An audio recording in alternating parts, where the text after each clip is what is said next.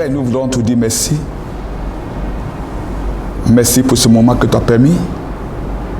Et merci pour ta grâce. Et merci pour ta miséricorde. Et merci pour ta bonté. Et merci pour ce temps. Tu es dans ta parole. Et ta parole qui est la lumière de la vie. Seigneur, ta parole qui nous permet de te connaître et pouvoir accomplir ta volonté. Nous voulons confier ce moment en tes mains. Tous ceux qui nous écoutent, Seigneur, nous confions les vies en tes mains pour que ta lumière qui est la vie puisse impacter toutes les personnes, Papa, pour que la gloire te vienne à toi seul. Seigneur, personne est digne de parler de ta part. Que ma personne soit mise à l'écart et que par ton esprit, Seigneur, tu puisses apparaître à ces personnes qui écoutent ta parole pour que ta promesse de bénédiction s'accomplisse en eux, pour que la gloire te vienne à toi seul. Merci pour tout. Béni soit tout pour tout. Prends contrôle sur toutes choses. Au nom de Jésus-Christ, nous avons prié. Amen. Chers frères et sœurs, je viens dans le cadre de la mission prophétique Les 4 êtres vivants, qui est un mouvement chrétien interdominationnel qui, à travers la grâce de Dieu et l'aide du Seigneur, est pour objectif de prier et lutter de manière pacifique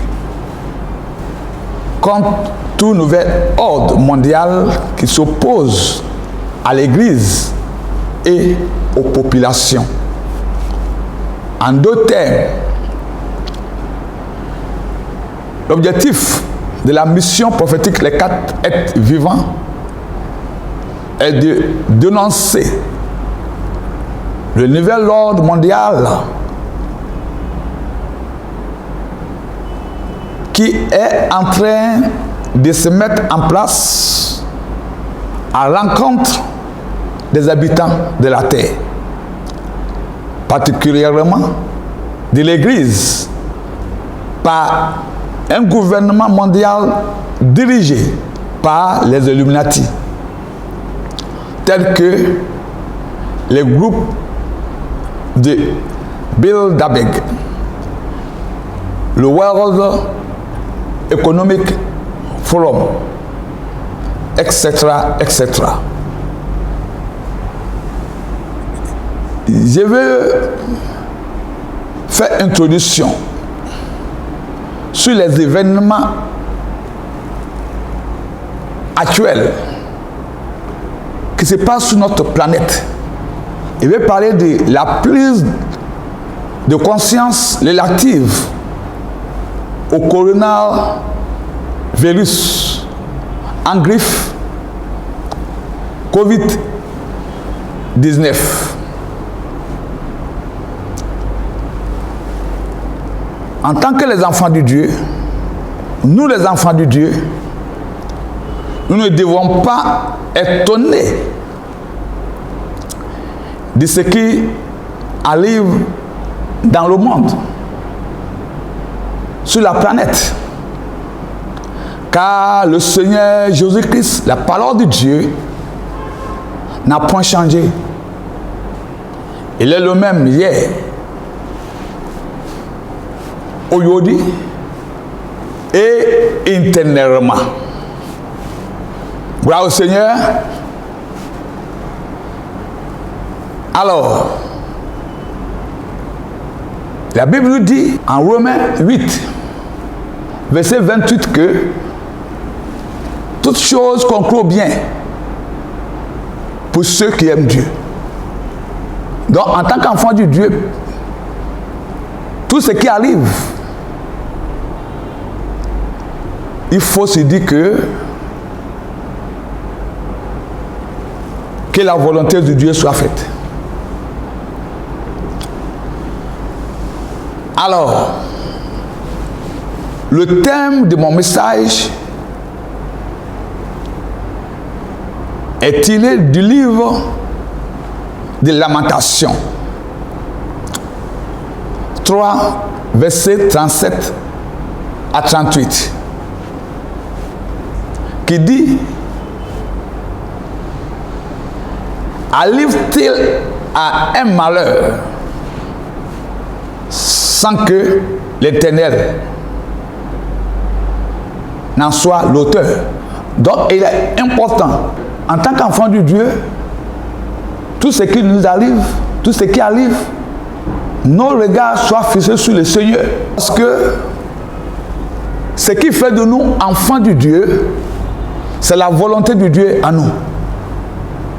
C'est pourquoi le Seigneur Jésus-Christ, la tête de l'Église, a dit en Jean 4, verset 34, il dit: ma nourriture est de faire la volonté de celui qui m'a envoyé et accomplir ses œuvres. Donc, avec ce que nous traversons, Covid-19, nous devons s'inscrire dans la volonté de Dieu. Arrive-t-il un malheur sans que l'Éternel n'en soit l'auteur? Il est important que nous-mêmes, on arrive à discerner ce qui se passe sur notre planète. L'homme agit comme s'il était le maître de son destin. Aujourd'hui, le monde entier est secoué avec l'arrivée du coronavirus. En parenthèse, Covid-19. Si je vais donner sous-thème à mon exposé, à mon message: qui es-tu, homme? Selon Matthieu 24, verset 28, dit: en quelque lieu que soit le cadavre, là s'assembleront les vautours. Ces versets concernent la justice de Dieu. Éternel Dieu est amour. Oui, éternel Dieu est amour, saint et juste. C'est pourquoi le péché doit être puni. C'est éternel Dieu, le créateur des cieux et de la terre. Il est bon, oui, il est bon. Il est amour, saint et juste. Nous faisons allusion de la justice. C'est pourquoi le péché doit être puni. Sinon, on ne parlera pas de la justice de Dieu. Gloire au Seigneur. Les fléaux continentaux est plus souvent un message, il dit bien un message de l'éternel Dieu.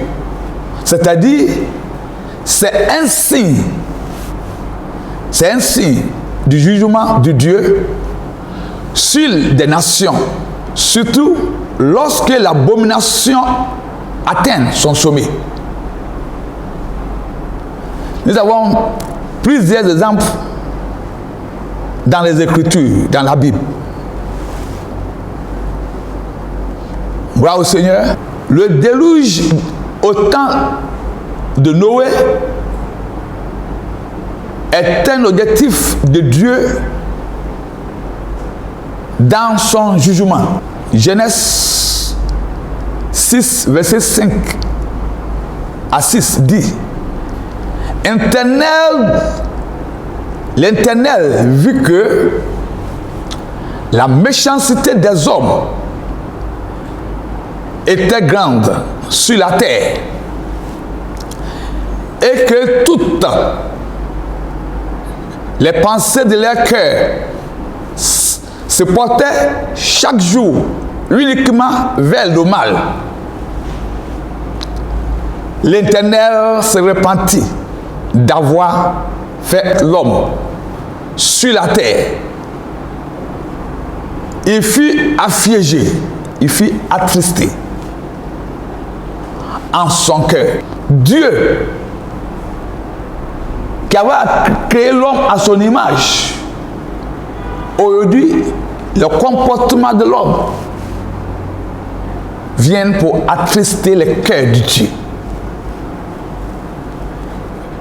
Éternel Dieu, le créateur des cieux et de la terre, est un Dieu de principes. Et ces principes-là qui incarnent la personne de Jésus-Christ, sa parole. À cause de la méchanceté des hommes, l'abomination envers l'Éternel Dieu, et donc ses conséquences faisaient l'objet du déluge au temps de Noé. Deuxième exemple, à la tour de Babel avec Nimrod. Quand nous regardons dans Genèse 11, verset 1 à 9, on nous parle de la construction de la tour de Babel, entamée par Nimrod, le petit-fils de Noé, est une image de la première tentative de l'homme impie et blasphémateur. Il visait à établir un gouvernement mondial contre la loi divine, c'est-à-dire contre Dieu et sa parole. Et donc, sa présence, parce que Dieu se trouve dans sa parole.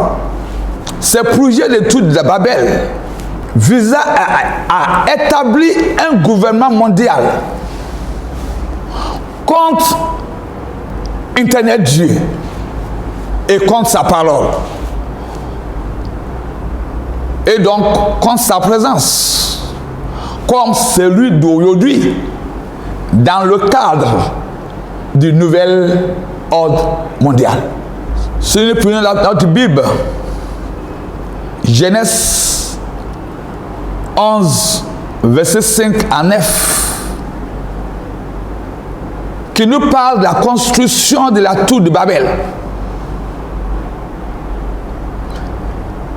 Verset 5 dit, l'Éternel descendit pour voir la ville et la tour que bâtissaient les fils des hommes. Et Internet dit, voici, ils forment un seul peuple et ont tous une même langue. Et c'est là ce qu'ils ont entreprise comme projet. Un projet blasphématoire contre moi. Il dit maintenant, rien ne les empêcherait. Rien ne les empêcherait de faire tout ce qu'ils auraient projeté. Comme ils parlent le même langage, ils ont réussi à se rassembler ensemble comme un peuple pour bâtir la tour de Babel contre l'autorité divine, contre la parole de Dieu. Alors, Verset 7 dit, allons, descendons. Et là, confondons leur langage, afin qu'ils n'entendent plus la langue les uns des autres. C'est à cause de ces projets blasphématoires, ces projets contre nature, que Internet Dieu a confondu la langue des hommes. Verset 8 dit, et Éternel les dispersa loin de là, sur la face de toute la terre, et ils cessèrent de bâtir la vie. C'est pourquoi on l'appellera de nom de Babel, car c'est là que l'Éternel confondit le langage de toute la terre. Et c'est de là que l'Éternel les dispersa sur la face de toute la terre. Donc, lorsque les hommes mettent sous pied un projet contre Internet Dieu, contre la loi divine, Dieu vient pour établir l'ordre. Il fait descendre son jugement.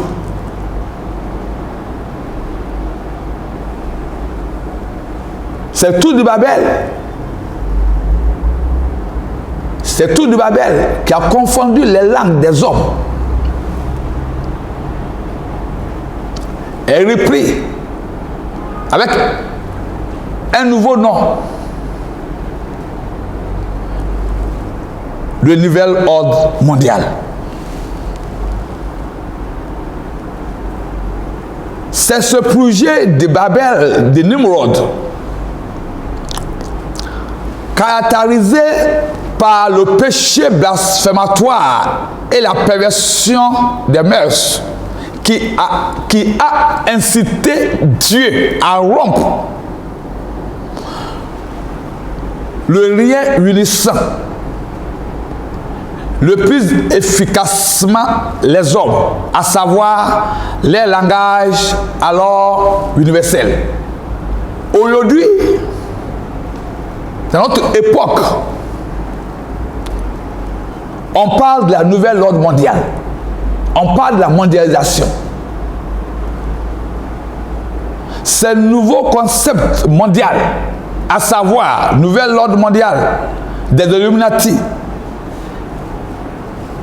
est un projet humanitaire. Le nouvel ordre mondial,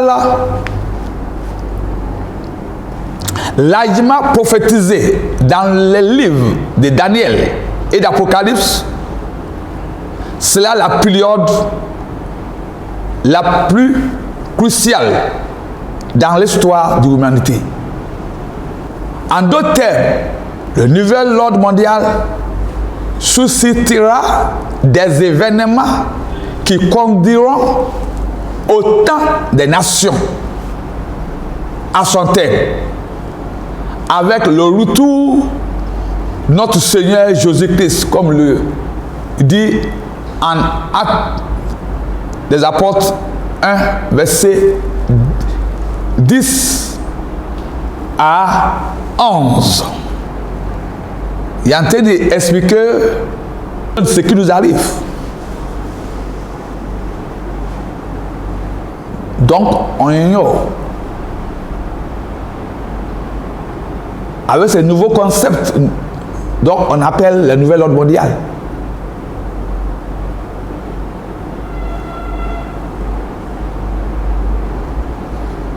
le nouvel ordre mondial est un type de la construction de la tour de Babel. Alors, comme je disais tout à l'heure, la nouvelle ordre mondiale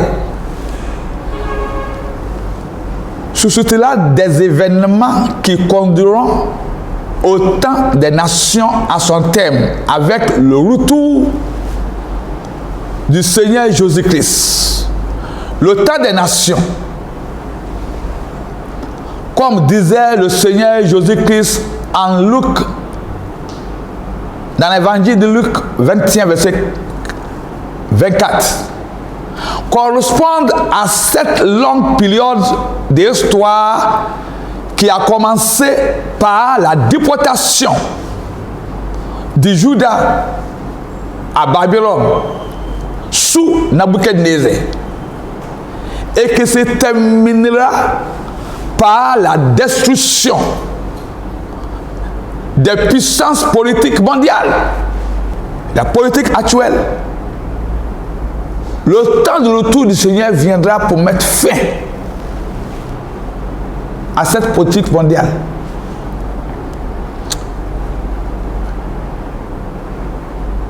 Le temps des nations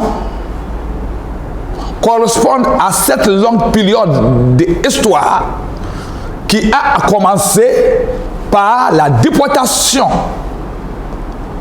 de Juda à Babylone sous Nabuchodonosor et qui se terminera par la destruction des puissances politiques mondiales, comme Daniel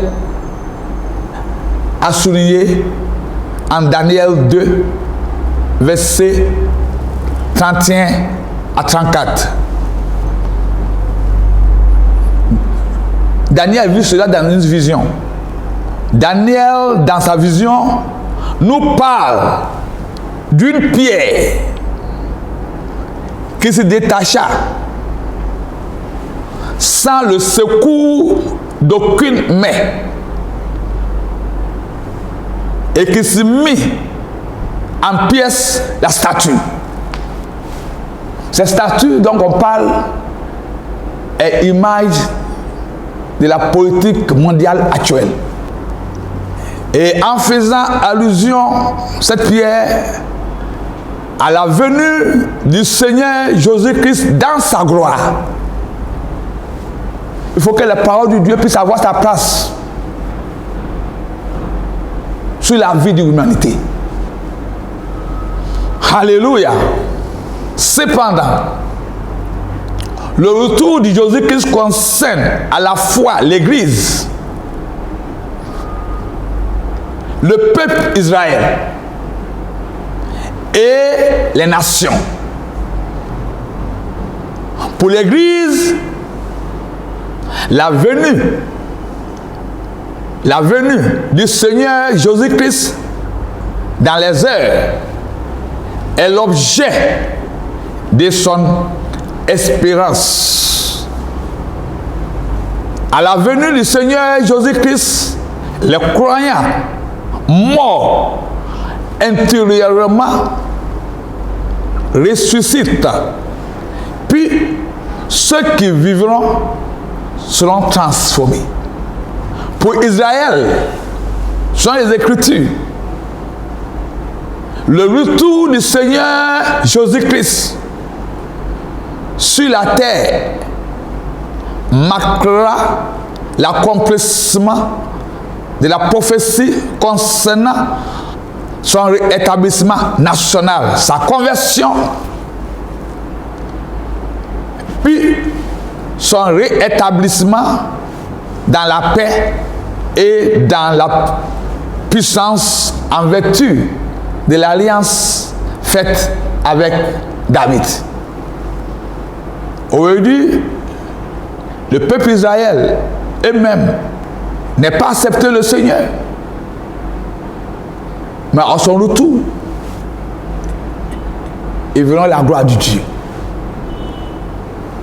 C'est pourquoi il dit, le retour, le Seigneur Jésus-Christ pour Israël. Le retour du Seigneur Jésus-Christ sur la terre marquera l'accomplissement des prophéties concernant son rassemblement. Il va rassembler le peuple Israël. Rassemblement national. Ils vont dire ce que le Seigneur disait et qu'il était crucifié était vrai. Sa conversion, les Juifs seront convertis. Sa conversion, puis son réétablissement dans la paix. C'est là qu'ils vont commencer à avoir la paix. Et dans sa puissance, en vertu de l'alliance faite avec David. Pour les nations,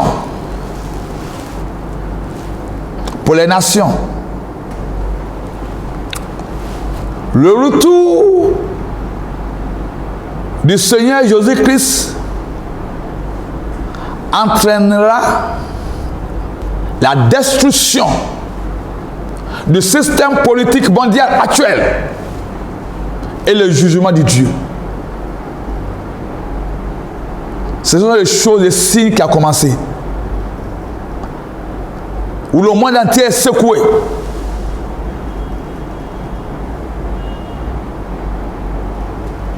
Parce que si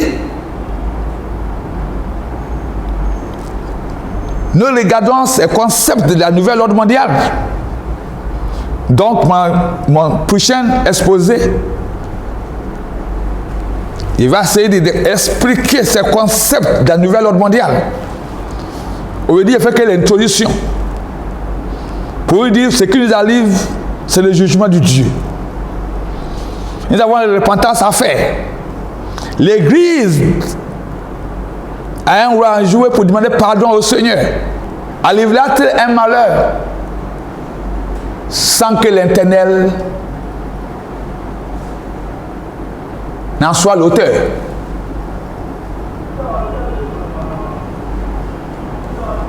L'esprit exterminateur, c'est le Seigneur qui libère comme jugement. L'esprit de mort, qui est l'esprit exterminateur, sont sous les ordres d'éternel Dieu. Gloire au Seigneur. Le peuple du monde entier se soumettront à Christ, la parole de Dieu, et participera à la bénédiction universelle du royaume de Dieu. Donc Dieu sait où il va. C'est pourquoi en tant qu'enfant de Dieu, l'Esprit de Dieu en nous communique la paix. Il dit toutes choses concourent bien pour ceux qui aiment Dieu. Mais nous devons annoncer la repentance aux hommes pour dire Dieu, le créateur des cieux et de la terre, c'est un Dieu de principe. Et ce Dieu-là se trouve dans sa parole. Il faut que nous donnons gloire à l'éternel Dieu. C'est lui qui nous donne le souffle de vie. On ne peut pas l'attrister, continuer à l'attrister. On ne peut pas créer des lois blasphématoires pour chasser la présence de Dieu. Lorsque nous chassons la présence de Dieu, c'est la mort qui vient pour nous accueillir. Parce qu'il est le réservoir de la vie. En dehors de lui, il n'y a point de vie. Il est la vie. Et cette vie-là se trouve dans la parole de Dieu qui est la personne de Jésus-Christ. Il dit, c'est lui qui m'a vu, a vu le Père. Dieu est dans sa parole. Aujourd'hui, le monde, la politique actuelle foule au pied la parole de Dieu. Et il fait ressortir un concept qu'on appelle le nouvel ordre mondial, qui est un concept luciférien. Alléluia. Donc nous avons repenti. Nous devons demander pardon au Seigneur. La vie lui appartient. Il lui appartient. Dieu n'a pas créé l'homme pour qu'il soit attristé. Dieu a créé l'homme pour nous communiquer la joie, pour le honorer, pour le magnifier, pour le exalter, pour lui donner la croix. Alléluia. Donc, bien-aimé, j'ai fait que l'introduction. Mon prochaine intervention va commencer à parler de la nouvelle ordre mondial. Je vais commencer à vous expliquer le concept du nouvel ordre mondial. Il faut que je vous explique ce concept du nouvel ordre mondial. On peut comprendre pourquoi cela nous arrive.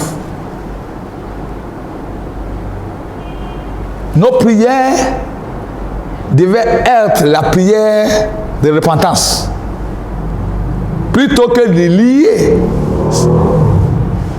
ces virus-là.